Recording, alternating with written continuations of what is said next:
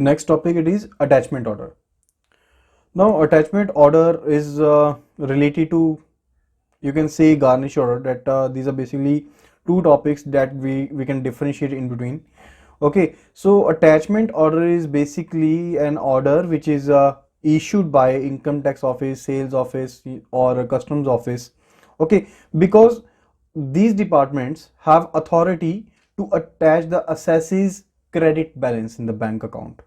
Okay, so here is income tax department, we are assuming it is income tax department, and here is assessee, which is to pay back income tax department rupees 10,000 and has not paid. Okay, so now income tax department can issue a order in the name of person A to the bank, that if this XYZ bank, let us name this XYZ, that if this XYZ bank has any credit balances of person A. Okay, so scenario is person A has to pay back income tax department rupees 10,000. Okay, and but he has not made the payment yet.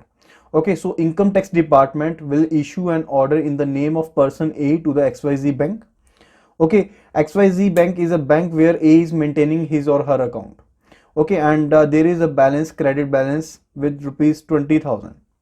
Okay, so there is a credit balance. So income tax department or other any sales tax department, custom department has the authority, okay, that he can, that they can attach the property, they can attach the liquid assets, credit balances in the bank under the section 226 subsection 3 of Income Tax Act. Okay, under this act they can attach the balance of the credit balances of the assessee. Okay, but unlike, there were two stages in the Garnishee order, like there was order nisi and order absolute.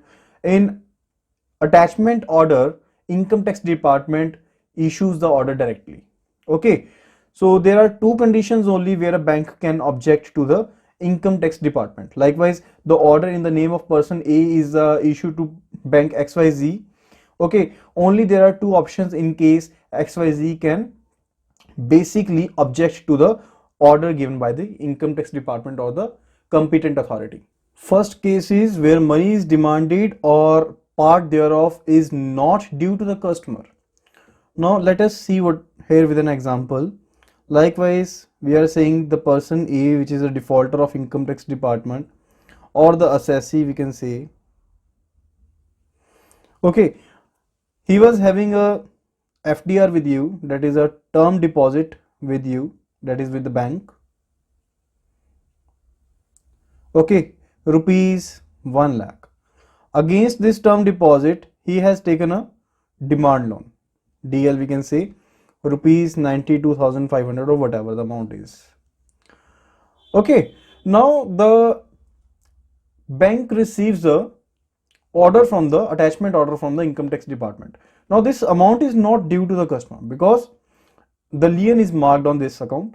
Okay, and this is not due to the customer. Okay, so this here the bank can object. So this is the first scenario, that is the money demanded or part thereof, if it is not due to the customer, then the bank can object to the income tax department. Second, it is the bank does not hold any money for the assessee. Likewise, attachment order was issued to XYZ bank, but the bank does not has any money in the name of the person A in credit. Okay, so person A over here, he is a assessee, and XYZ bank will be named as assessee's debtor because he has to pay back the amount to the depositor in a way. Okay, because the person A is maintaining a amount with the XYZ. Okay, so there will be a relation of the creditor and debtor. The bank will be debtor over here if the bank has credit balance of person A, so it will be named as assessee's debtor.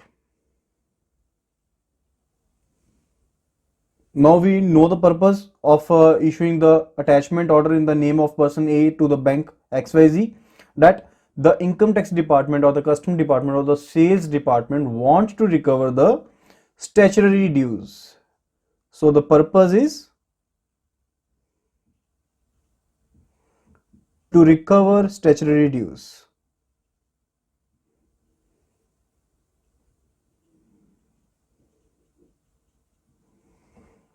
Okay, so the purpose is to recover the statutory dues. Now, there is a thing that must be clear, that which amount is to be attached. Which amount is to be attached. Likewise, an attachment order was issued to Bank XYZ on 1/6/2019. Okay, and there was balance of rupees 5,000 on that date. Okay, amount due was rupees 20,000, and on a later date, that we can say on 12/6/2019, an additional amount of rupees 15,000 was deposited by person A. Now the question is, will this amount be also be attached as per the attachment order issued by the income tax department? Okay, for your clarification, I want to clarify over here that in the case of attachment order, the future amount deposited is also attached with the order. Okay, but in case of Garnishee order, this is opposite. What happens in the case of Garnishee order? If I remind you, in case of Garnishee order, only the amount, clear amount you can see, which is available at the time of the Garnishee receipt, okay, only that amount is attached. But over here, the applicable amount will be also the future amount will be, which will be deposited. Okay, so future credits are also applicable to the attachment order over here. So this total 20,000 will be attached, and bank is liable to pay this amount to the income tax department on the orders. Now there is one more twist, that this attachment order issued by the income tax department is only in the name of person A, but here in the bank the accounts are opened with either survivor with B person also. Okay, so A is maintaining a deposit account in XYZ bank, okay, with the A either survivor with the B person. Okay, now will this amount be attached with the order? So yes, on the pro rata basis, this amount will be attached. Okay, so we will say that if person A either survivor B is having a balance of rupees 20,000 in the account, okay, and attachment order is there in the name of person A only, then on the pro rata basis 10,000 will be attached. Okay, and if order is attached in the joint name like A and B, then it is applicable on the joint account also. And if an order is issued in the name of a partner or a trustee, executor or director of a company, then this is not applicable. Because accounts in fiduciary where the account is in fiduciary capacity, okay, there the attachment order is not applicable. So these are all the basics regarding the attachment order. For any queries, you can comment in the comment section below. Okay, or you can visit the link in the description where you can post us your doubts. We will surely clear them in our upcoming videos.